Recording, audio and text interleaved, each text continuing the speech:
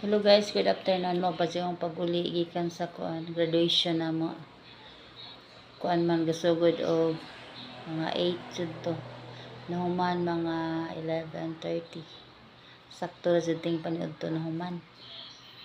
Kinder na then grade 6. Salamat sa Ginoo nahuman na jud mi darong tuiga. Sa kuan sugod og mga uninterrupted daw. Mga 1 month pod kutod sa May. April 1 to May 1, no? Uninterrupted daw sa mga teachers. So, why, kuan?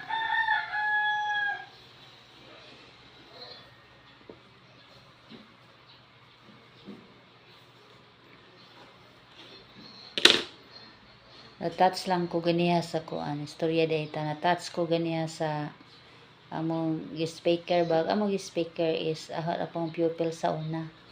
Nga bag-o ning graduate. Sa bag-ong pasar pod sa teacher.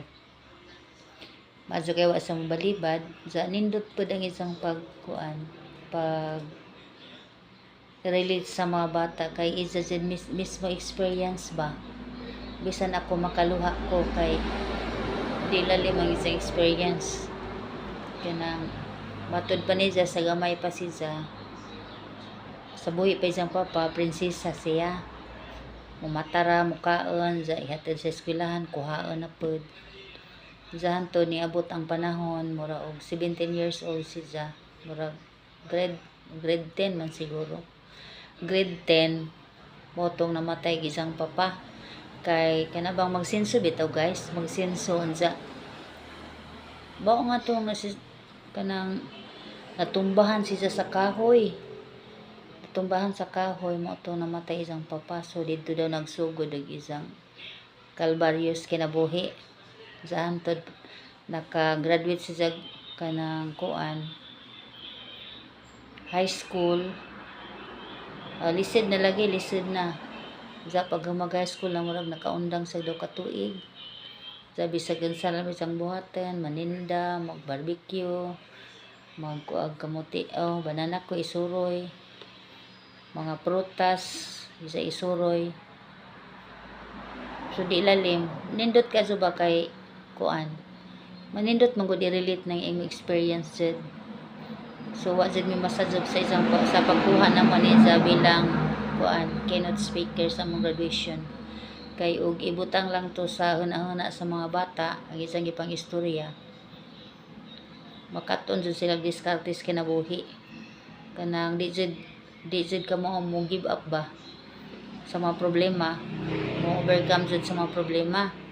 Kay og ni give up pa to si jadi jud sa kahuman kay lisod naman ka jud isang kahimtang kay kuan man.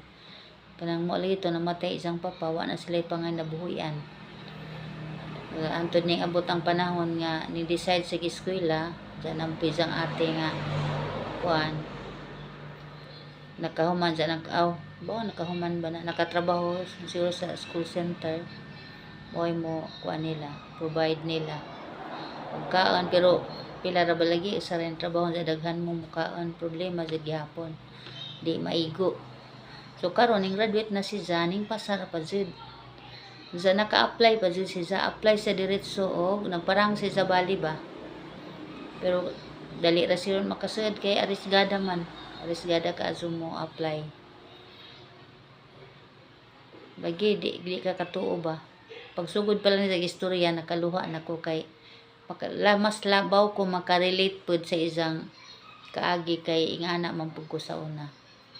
So nindot jud ay ang experience nato sa atong ang keynote speaker nimo nga naay kanang di lalim ang isang experience usa sa nakahuman daghang problema magian usa sa nakahuman kay makarelate jud sa mga bata makaistorya jud siya og mahinaot pud ko sa mga bata ganiha nga ila pud tong ibutang sa nahon laliman ka nga upalit ko sa ka bowl nga gilamos sa mo to isang gisahon sa isang isidan sa tibok semana kay wala lagi kwarta.